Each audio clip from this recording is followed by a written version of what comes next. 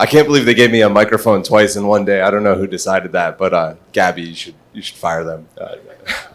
No, I'm blessed to be up here again. Thanks so much for having me, guys. And with Jihoz, one of the god kings of Web3 gaming, man, such an honor. We did a panel in Singapore as well, and it was a pleasure. So great to be back with you again.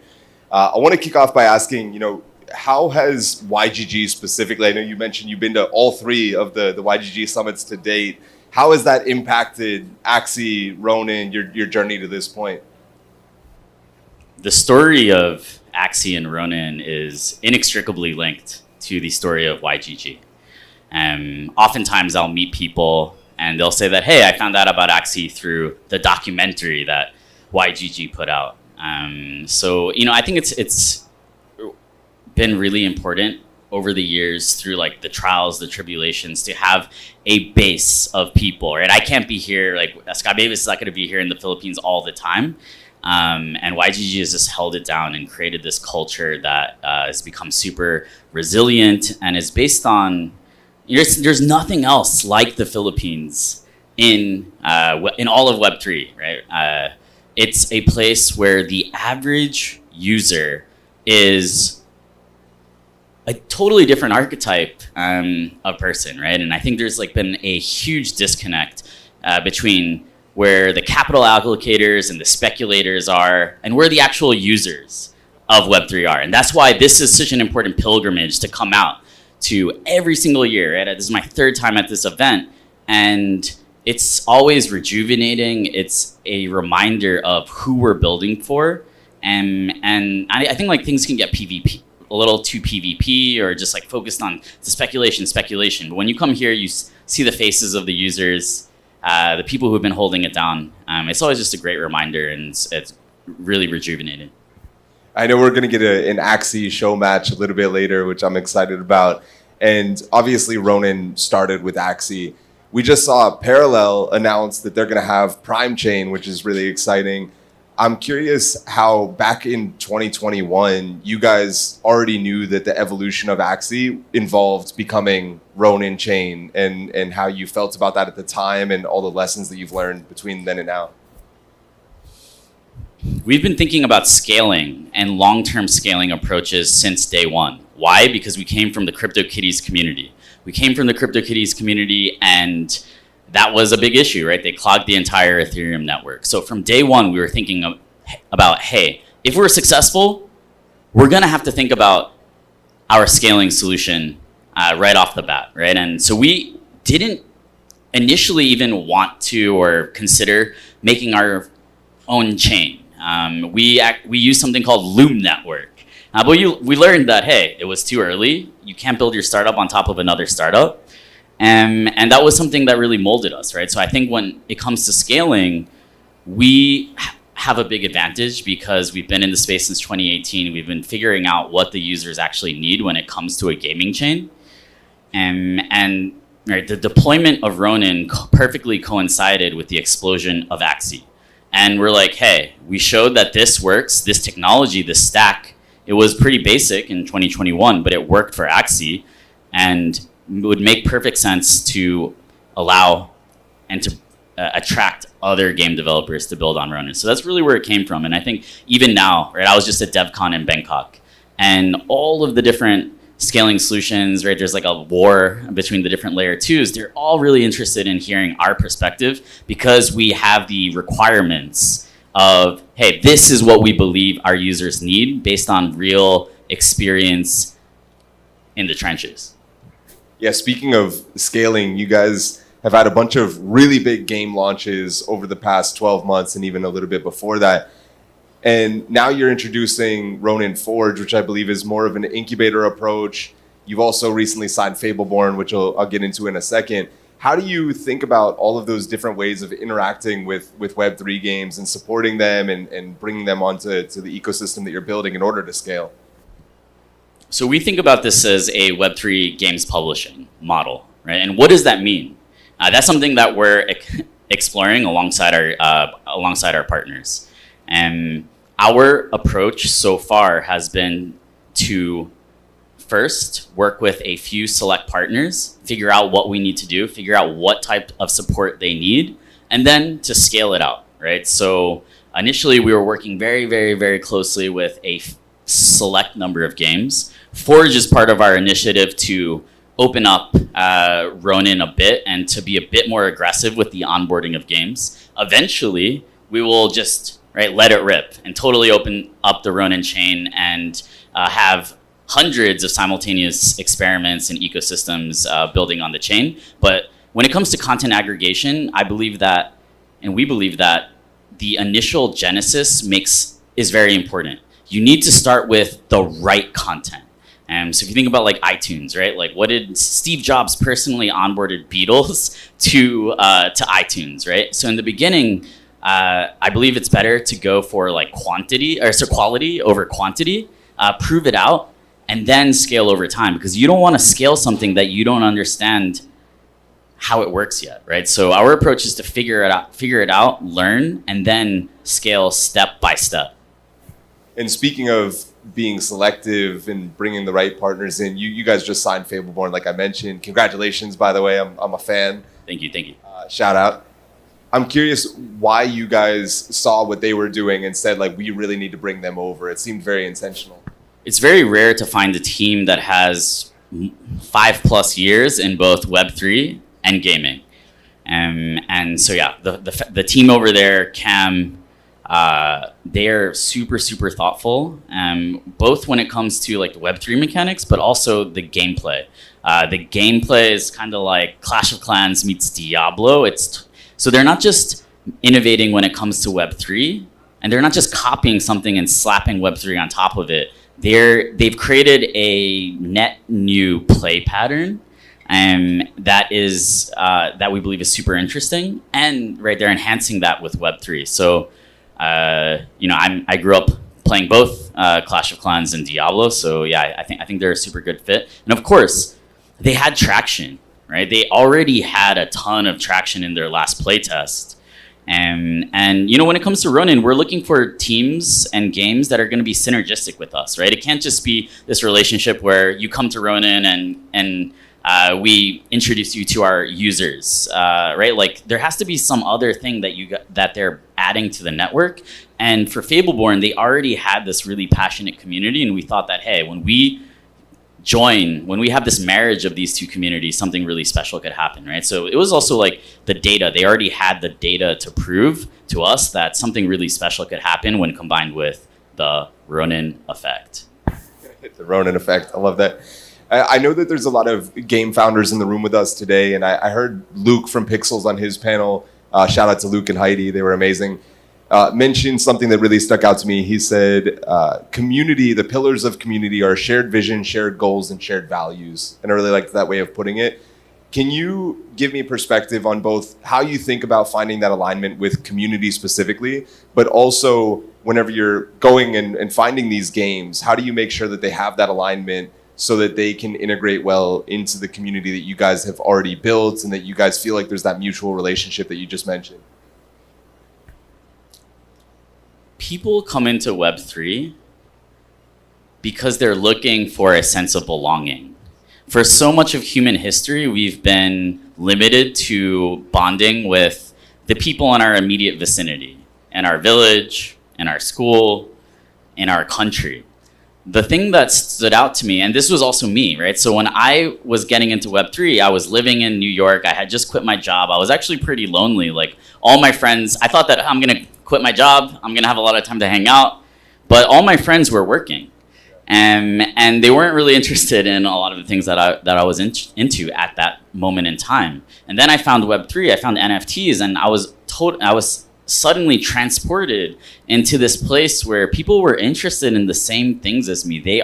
So I think like Web3 does a lot to already aggregate people with shared values and shared interests. But I think with gaming, you create this way for them to have these daily interactions with each other, right? To create these social and economic relationships that are compounded over time, right? So it's like, long-term games with long-term people. I think there's no better place for that to manifest than Web3 gaming. So when we're looking at teams, right? Of course, like we're looking for teams that have that X factor where a lot of their community efforts are driven by a founder, right, who's a great communicator, who can make clear agreements with the community. I think a lot of the problems that we see come in the space is when you have expectations.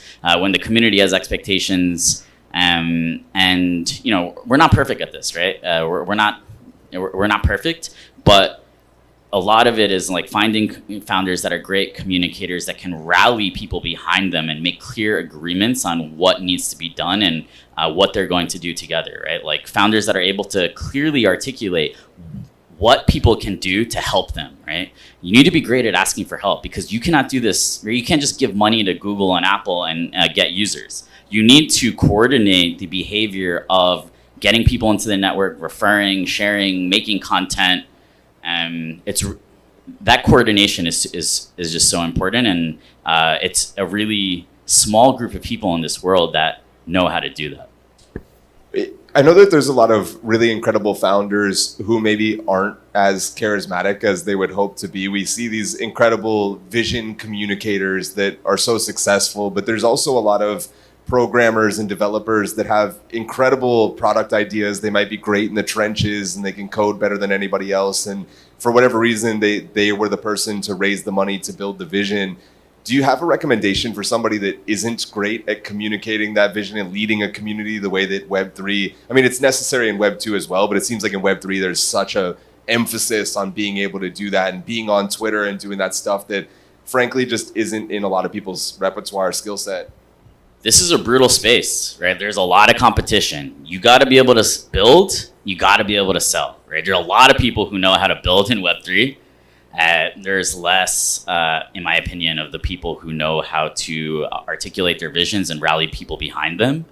And, I am not the original founder of Axie Infinity of Ronin. I think it was like a great testament to Trung's vision where he was like, hey, we need to find someone who can help communicate our value proposition to the outside world, right? So I think, yes, founders need to up-level themselves and they need to become well-balanced when it comes to building and selling. But, there's also routes where you can enroll and onboard someone into your founding team that can also help with that, right? So one of the things that I suspect is that, you might have one more technical founder and then one more a founder who's a little bit more closer to the community. But one conviction that I do have is that there should be one founder that is the direct point of contact and the owner of the community relations.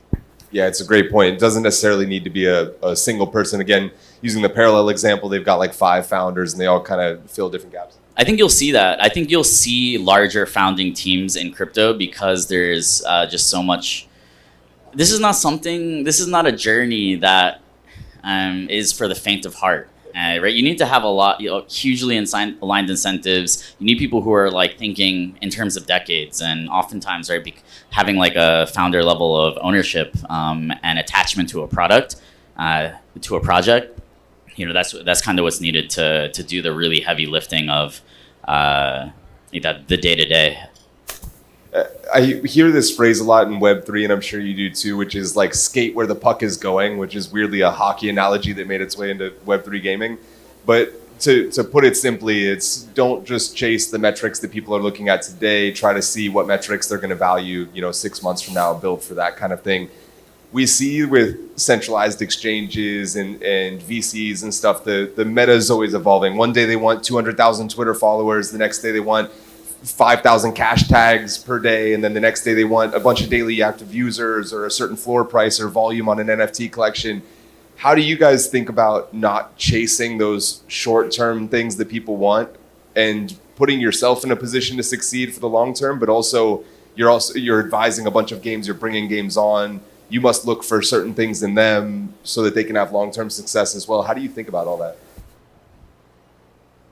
One of Sky Mavis's core value is iteration, right? So the ability to be experimental and to try new things, to not just chase the last meta, right? We want to be the thing that other people are chasing, and we need to put ourselves constantly in that position, or we're going to get outcompeted, and we'll just be an asterisk in the history books. So yeah, you need to cultivate this culture of trying new things, taking risks, and yeah, like you also, right, like cannot just be taking inputs from outside, from VCs or from exchanges, right? Like you need to be authentic. You need to be authentic to and figure out your own flywheel, right? Like what is the flywheel that's going to get us to where we need to be? If you can think like almost in terms of like mechanical engineering and the way that your like protocol or your game works, and right, you should be able to figure out like, okay, like if we focus on doing this thing, that's going to cause this like second order effect of this, and right, that will get us to eventually where we need to be, right? So yeah, you got to be based means based on yourself. You can't be taking like requirements, inputs from others and dedicating your life to it.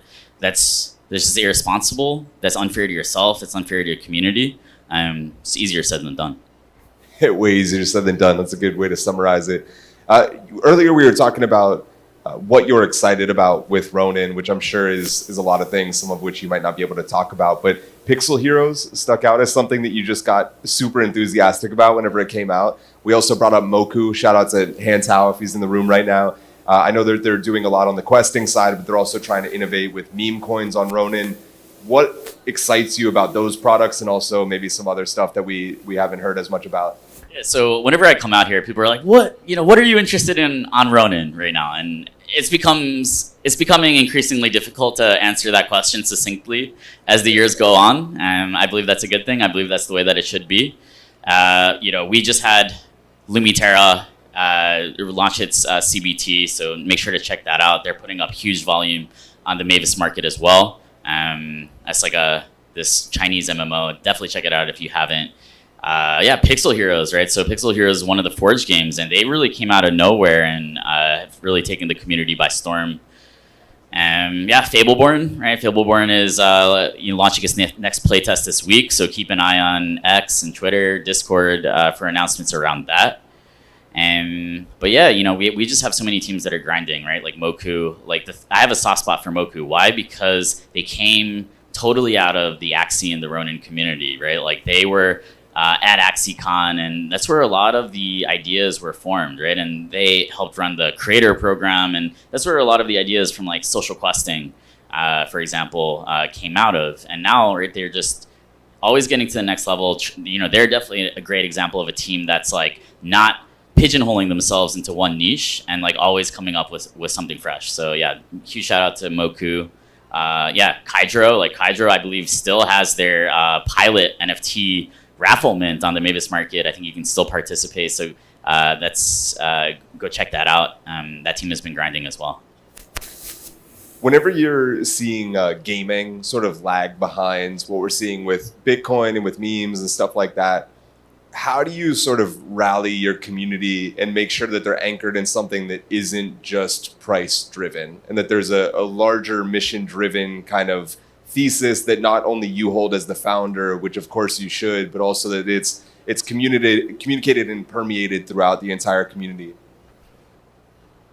Whenever there's something hot in crypto, it's tempting to be like, hey, like we need to do more of that, right? Right now that's like, okay, Bitcoin and memes are doing well. There's different approaches. I like to zoom out. If you look at where we were 4 years ago, ETH is actually outperforming relative to Bitcoin where it was at this point in the last cycle.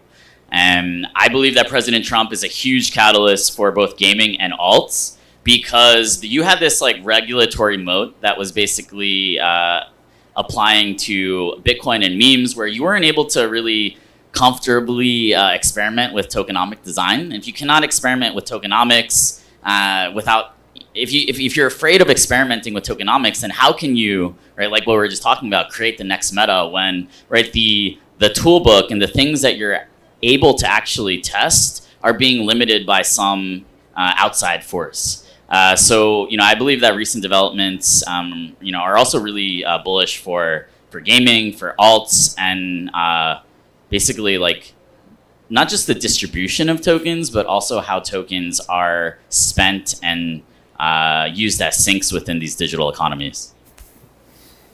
how do you respond, speaking of the temptation to overreact, how do you respond to people who might see what happened with Off the Grid and they get all these streamers, they have a lot of success on the timeline, there's a lot of hype. I'm sure you have some partners within the ecosystem that are like, hey, why aren't we doing, why aren't you doing that for us?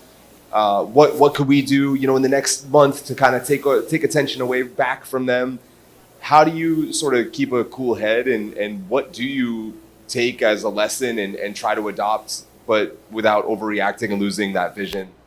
Well, there's this tendency to want a PvP, like, hey, like we need to have 100% market share within Web3 gaming, right? And this is definitely like part of our kind of personality and the way that we think about it.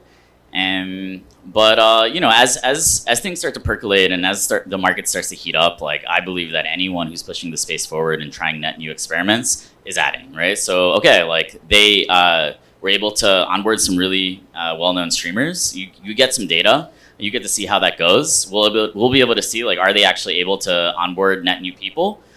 So yeah, you want to have like as many experiments going on as possible, and you want to be learning from as many inputs as possible. And the more people that we have like trying something that's net new or hasn't really been attempted for the space, the better that's going to be. So we're really leaving, I believe, like this PvP thing where we're just all like scrambling for market share within the existing Web3 gaming user base. To now, hopefully like pushing the space forward, trying net new things and learning from each other. You mentioned trying new things like a couple of different times in different capacities, and I think it's super important, but I'm curious if you've seen teams that have tried so many new things that they end up spreading themselves too thin and they don't really double down in the important areas and end up, folding or suffering as a consequence. How do you consolidate those two ideologies of, doubling down whenever you find what works without overdoing it, I guess? Yeah, so I see Quinn in the audience. Quinn was on my team, right? He knows that and one of the things that we do is we use the ICE framework, right? I don't even know what that stands for. It's basically a framework for trying new experiments. And one of the things that you have in there is like, what is the total lift, right? If you need to do a lot on the technical side or on the product side to try out this net new thing, you have to be very careful before you actually start doing that. So they're going to be. You want to have like a lot of different bets, a lot of experiments, and you have to be right like. Of course, careful with your capacity, because if you try and do a bunch of things that are very technically complex simultaneously, then you're not going to be able to even know whether, some of them failed because you're just spread too thin, or whether you're actually giving that experiment enough breathing room. We talked a lot about the founder's perspective and how you approach things from a business perspective. I want to finish off with one question about Axie and one question about YGG. First with Axie. What's the biggest misconception you see, 3 years from the penultimate, 2021 peak of hype? What's the misconception you still see that people have about Axie? Well, in Web3, people are always looking for the next new thing, the next hot thing, the next 1000x. Axie, I believe, is the most mature Web3 gaming IP. Axie is the next Axie. Axie, when you look at it, is generating more revenue on a monthly basis than basically anything else in the space aside from pixels. We introduced something called the bounty board, which was great for engagement. So, Axie continues to be this laboratory for experimentation. And, I think that people don't really know how to react to Axie because they're not used to seeing mature NFT-based IPs. So yeah, there's without the Axie community is still very, very, very core to the Ronin network, right? It's contributed so much, and it continues to really be like one of the core pillars of everything that's happening on Ronin. I'm curious, with YGG being so dominant in the Philippines, from an outsider looking in sometimes, and I'm looking at Gabby as I say this, it's sometimes hard for me to imagine it even growing more in the Philippines because it seems so successful and so ubiquitous across everybody in the space already. What do you see for Web3 gaming in the Philippines if we fast forward 5 or 10 years from now? What do you think that looks like? So the Philippines is undeniably the beating heart of Web3 gaming. And I believe that the advantage that the Philippines will see over the next 30 years, because they were so early to actually using crypto, it's just going to have second order effects that are hard to comprehend. You know, I'm half Korean. And a lot of the reason that Korea like invested heavily into like semiconductors was right, like because they were a nation of gamers. They needed high speed internet. And now, right, so Korea has gone from defaulting on their IMF loans in 1996 and asking people to lend them gold to being this super ascendant nation with, you know, like one of the highest quality of lives in the world, right? So I believe that, and this is something that I've repeated over the last couple of years, is that like Philippines has this opportunity to be the South Korea of Web3 gaming, because you have so many people that were introduced to the technology. You go around and you see the founders of different projects that are building in the Philippines, people who are working in exchanges. And the talent here is very mature when it comes to actually understanding the use cases, because they've been on chain, right? There haven't been just, right, in Korea, for example, the average, even though so many people in Korea have actually traded crypto, they're just using like BitHub and Upbit and Bithumb, right? They're just trading on sexes. They're not actually on chain. This was actually markedly a huge thing a couple years ago, right? Because I came and it was right after FTX had collapsed, and I was like, "Hey, are you guys okay?" I was like, asking people about it. They're like, "Yeah, of course. Like we're not using sexes for the most part, right?" So yeah, you know, I think that the Philippines probably has the largest percentage of people in the population that have actually, right, self-custodied and used a dApp. If I can add one more bonus question in there, because you alluded to it, how do you feel about the centralized exchange versus fully decentralized exchange launch strategy? And as somebody who's, you know, incubating and therefore advising and looking after a lot of projects, is this something you would advise some of your own projects to do, to just go fully DEX, or what do you think? I think there's different teams will have different approaches that make sense for their projects depending on how long they've been working on them. I do believe that right now, like there's limited, right, gaming is not the hot narrative, right? So sexes will be laggards when it comes to this, unless some of them are, right, skating to where the puck is going, and they should be. But like, let's assume that, right, sex listings are going to be a little bit muted for a bit. Totally makes sense, right? Just to go on a DEX. That's one of the big reasons that we have our own native DEX, Katana, on the Ronin network, because we anticipated that, right, having a DEX, having something like the Ronin Launchpad as well for token launches, that's going to be a really important tool or offering for these games. And yeah, like people are fed up with this, you know, low float, high FTV meta.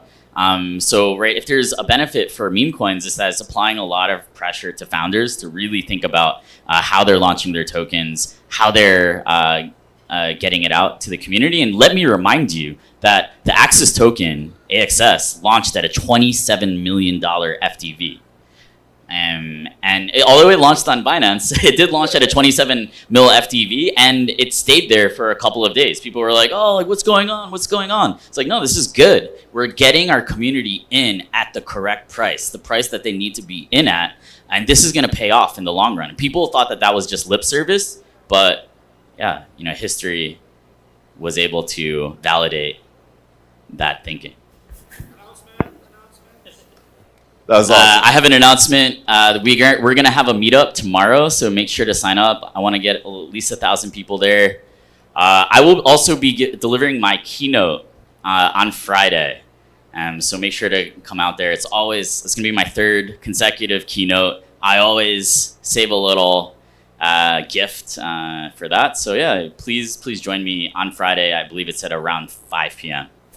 That's incredible. Truly one of the legends of the industry. Thanks so much for joining us, Jiho. I appreciate you, man. Thank you, brother.